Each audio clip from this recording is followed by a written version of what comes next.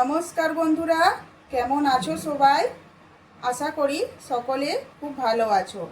তো এই যে দেখো, আজ আমি মার্কেটে গিয়েছিলাম মাছ আনতে।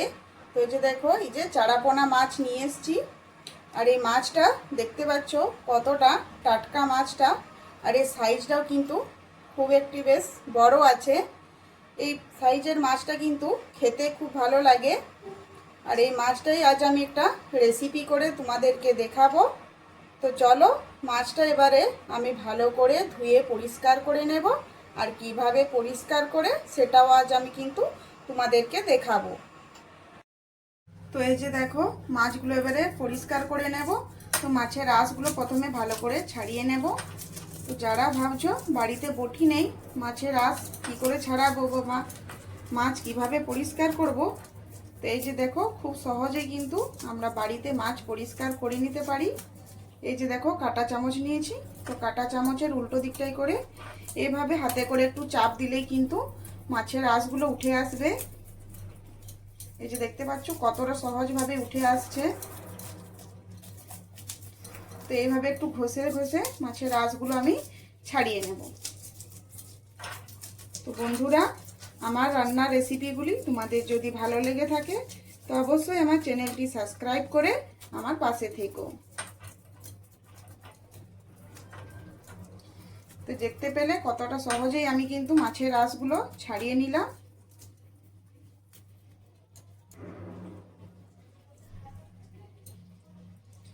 এবারে পাখনাগুলো কেটে নেব কাঁচি দিয়ে।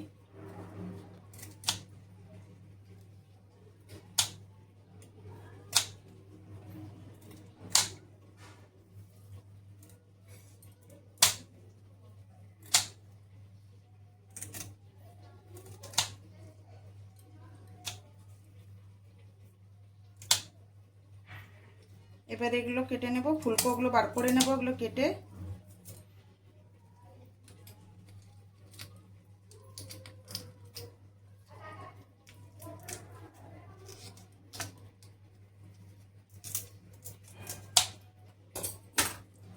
এবারে এগুলো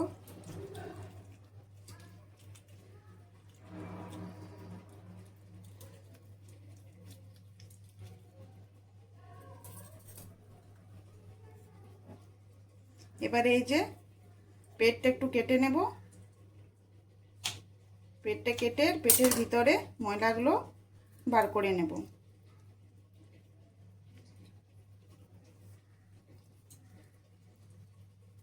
এভাবে একটু টেনে নিলে দেখবে ময়লাগুলো বেরিয়ে যাবে।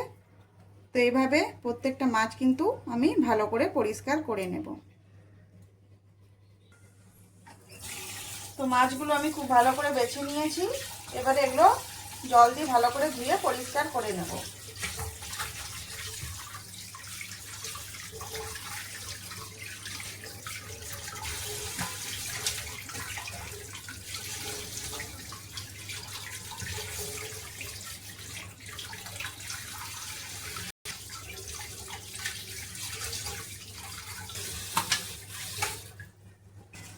তো এই যে দেখো, ধুয়ে নিয়েছি, ধুয়ে খুব ভালো করে পরিষ্কার করে নিয়েছি।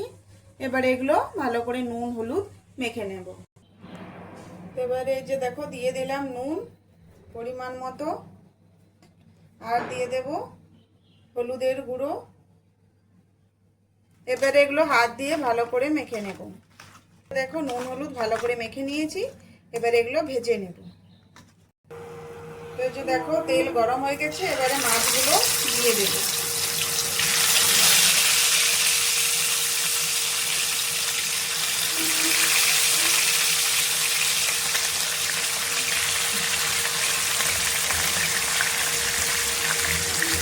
তো চলো, মাছগুলো এবারে একটু ভালো করে উল্টে দেবো।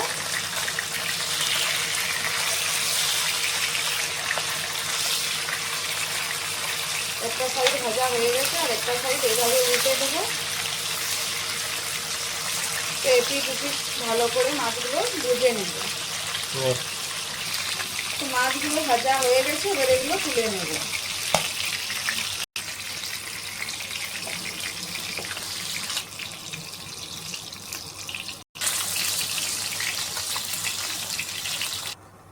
আরও যে বাকিগুলো আছে সেগুলো ভেজে নেব।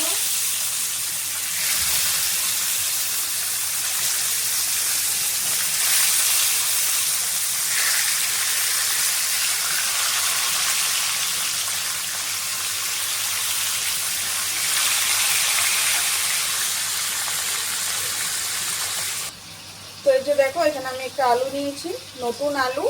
তো এবারে এটা ভালো করে ছালটা ছাড়িয়ে নেব।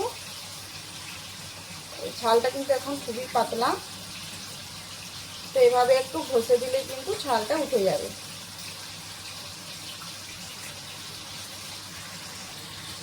তো এই যে আলুটা নিয়েছি, এবারে এটা কেটে নেব।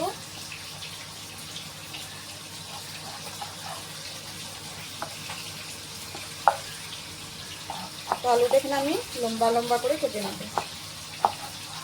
তো এই মাছ রান্নাটাই কিন্তু আলু দিলে খেতে খুব ভালো লাগে। তো এখানে আলুটা যে দেখতে পাচ্ছ এইভাবে পিস করে নিয়েছি।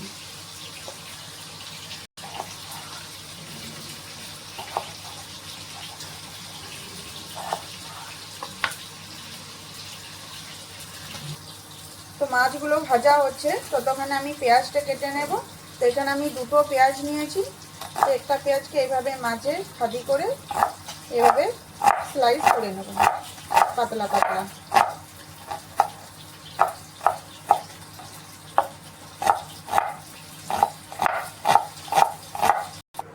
তো এবারে মাছ ভাজা তেলটাতে আলুগুলো ভেজে নেব।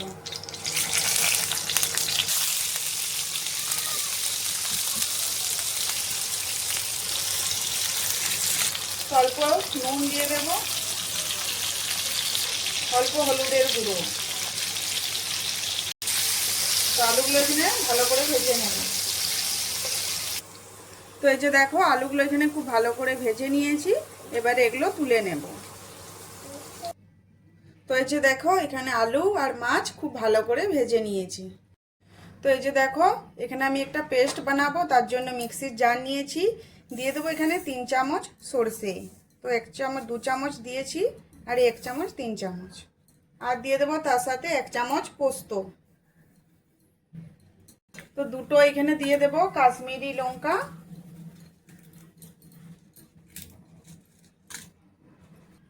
আর দেবো এখানে অল্প নুন। এবারে এগুলো ভালো করে পেস্ট করে নেব।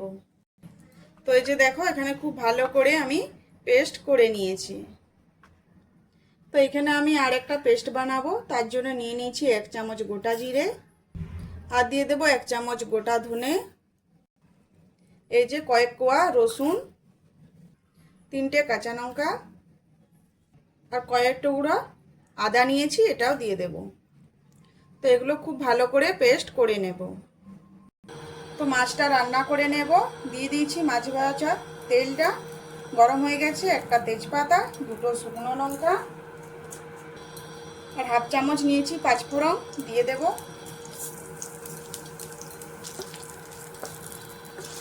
তো পাঁচফোড়নটা ভাজা হয়ে গেছে, খুব সুন্দর একটা গন্ধ উঠেছে।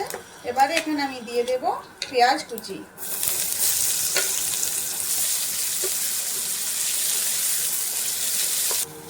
তো পেঁয়াজটা ভাজার সময় অল্প নুন দিয়ে দেব।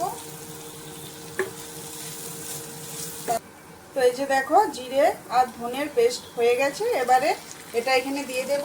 পেঁয়াজটা খুব ভালো করে ভেজে নিয়েছি।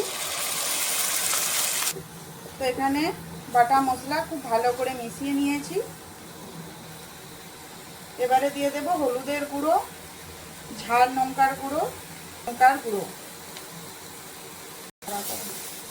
এবারে মশলা ধুয়ে রাখা জলটা দিয়ে দেব। এবারে এগুলো খুব ভালো করে একটু মিশিয়ে নেব।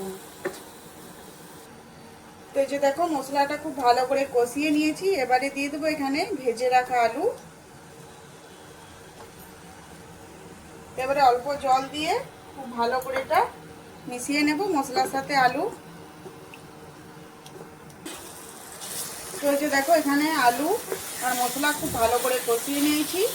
সবগুলো কিন্তু খুব ভালো করে ভাজা হয়ে গেছে। মশলাটার থেকে কিন্তু কাঁচা গন্ধটা চলে গেছে। এবারে দিয়ে দেবো এখানে আমি একটা টমেটো।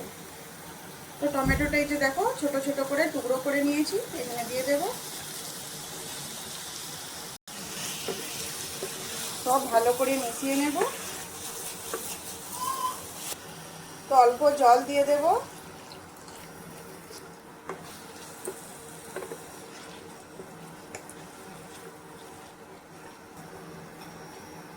তো এখানে সর্ষে পোস্ত বেটে রেখেছিলাম, তো সেটা আবার এখানে দিয়ে দেব। তো বাটিটা ধুয়ে জল একটু দিয়ে দেব।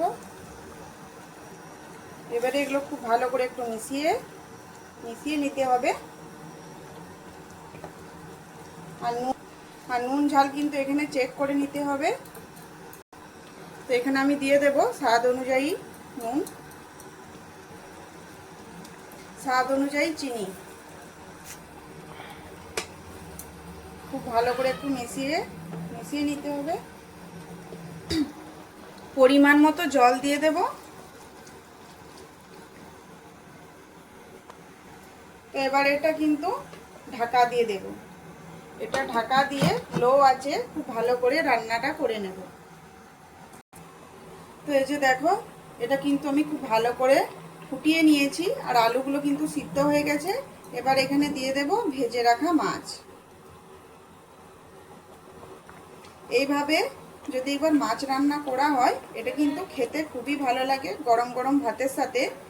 একদম ভাতের থালা দেখবে নিমিষেই কিন্তু শেষ হয়ে যাচ্ছে।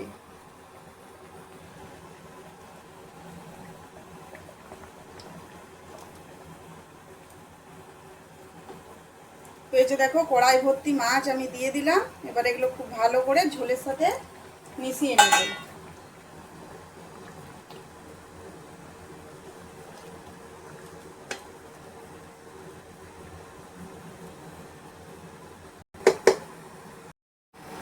তো এই যে দেখো, মাছ রান্নাটা কিন্তু আমার হয়ে গেছে। এই যে দেখতে পাচ্ছ উপরে কিন্তু খুব সুন্দর তেল ছেড়ে দিয়েছে। আর কালারটা দেখতে পাচ্ছ বন্ধুরা কতটা সুন্দর এসেছে। তো এই যে দিয়ে দিলাম কাঁচা লঙ্কা কুচি। তো কাঁচা লঙ্কা চেরা দিয়ে দিলাম আর দিয়ে দেব ধনেপাতা কুচি। তো এবারে এটা গরম গরম ভাতের সাথে পরিবেশন করুন আর এনজয় করুন। তো আজকের এই রেসিপি কেমন লাগলো অবশ্যই কমেন্ট করে জানাবে। আর যদি ভালো লেগে থাকে তো আমার চ্যানেলটি সাবস্ক্রাইব করে আমার পাশে থাকবেন। ধন্যবাদ। আরও আসছি এরকম নিত্য নতুন রেসিপি নিয়ে।